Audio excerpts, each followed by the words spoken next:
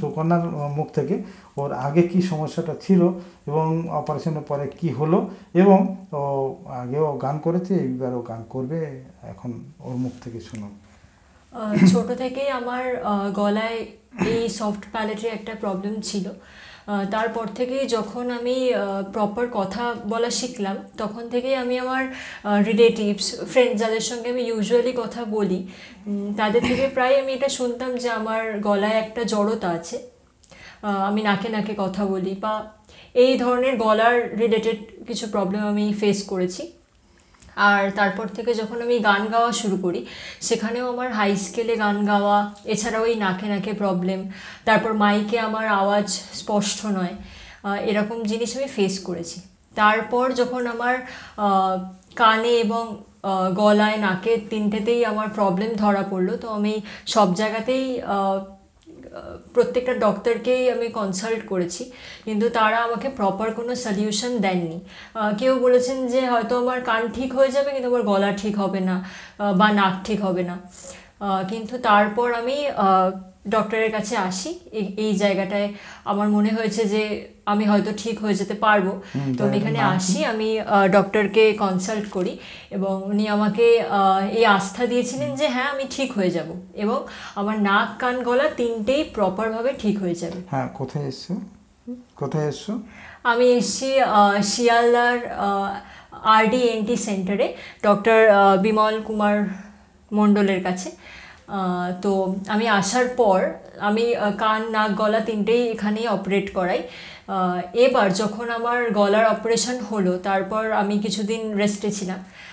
তারপর যখন আমি ইউজুয়ালি আবার সেই মানুষগুলোর সঙ্গেই কথা বলা স্টার্ট করি, তারাই আমাকে ম্যাজিক্যালি হুট করে বলে যে তোর গলাটা আর আগের মতো নেই, একদম প্রপার পরিষ্কার শোনাচ্ছে, নাকে নাকে বিষয়টাও আর আসছে না, একদম গলায় ওই জড়তাটাও আর নেই। তারপরেও আমি কিছুদিন আগেই একটা প্রোগ্রামেও, ছোটোখাটো একটা বাড়ির ওই পাড়ার রবীন্দ্র জয়ন্তীতে আমি গান গাইলাম, সেখানেও অনেকে আমায় বললো যে আমি ডিফারেন্ট গাইছি, আমার গলার আওয়াজটা ডিফারেন্ট। তো আমি আজকেও আপনাদের একটা গান শোনাবো। আর এরপর স্যার যেমন বললেন যে 3 মাস পর পর আমার স্পিচ থেরাপিটা হবে এবং তার রেজাল্টটা আপনারা জানতে পারবেন। তো হ্যাঁ, তারপরও 3 মাস পর পর আমি আপনাদের একটা করে গান শুনিয়ে যাব। তো আমি গান শুরু করছি।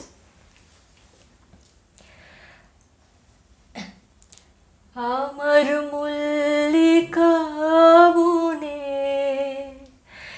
যখন প্রথম ধরেছে কোলে, আমার মল্লিকা বনে যখন প্রথম ধরেছে কোলে, আমার মল্লিকা বনে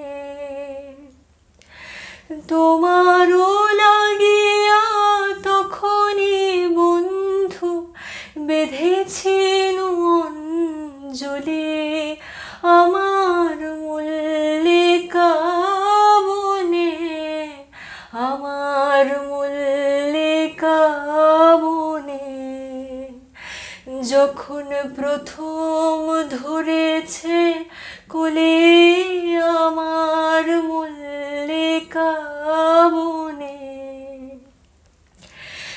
তখনও কোহেলি জালে সখা তরুণী উষার ভালে,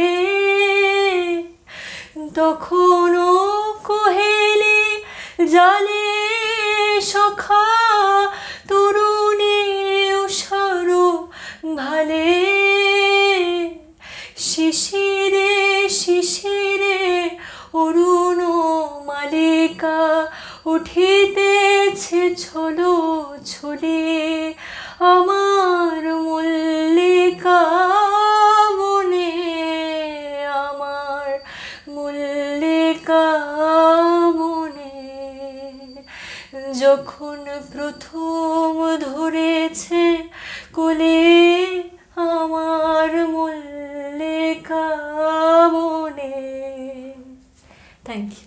হ্যাঁ, ও যে গানটা করলো, তো আমি গানের অত কিছু বুঝি না, আমার মনে হয়নি একবারও যে ওর কোনো সব প্যালেটের ডিফেক্ট বা ওর কনজেনিটাল কোনো ডিফেক্ট এখন রয়েছে। হ্যাঁ, আমি ক্লিনিক্যালিও দেখেছি ওর যে জায়গাটা রিপেয়ার করা হয়েছে একদম পারফেক্টলি আছে। আর এই গানই আমি এরপরে আবার ওকে দিয়েই করাবো এই ধরনের গান। দেখবেন যে ওর ভয়েসের আরও অনেক তীক্ষ্ণতা বাড়বে এবং হাই স্কেলেও গান করতে অনেক সুন্দর পারবে বলে আমার ধারণা। তো যে গানটা ও করেছে আমার তো অনেকটাই মনে হয়েছে খুবই ভালো করছে, কারণ এটার জাস্টিফিকেশন করার মতো আমার ক্ষমতা নেই, কারণ আমি একজন ডক্টর। আর এই গানটান আমি জানিও না, করিও নি কোনো দিন। তো মনে হয় ঠিকই আছে, গান যেটা করেছে ও ভালোই করেছে, আমার তো ভালোই লেগেছে।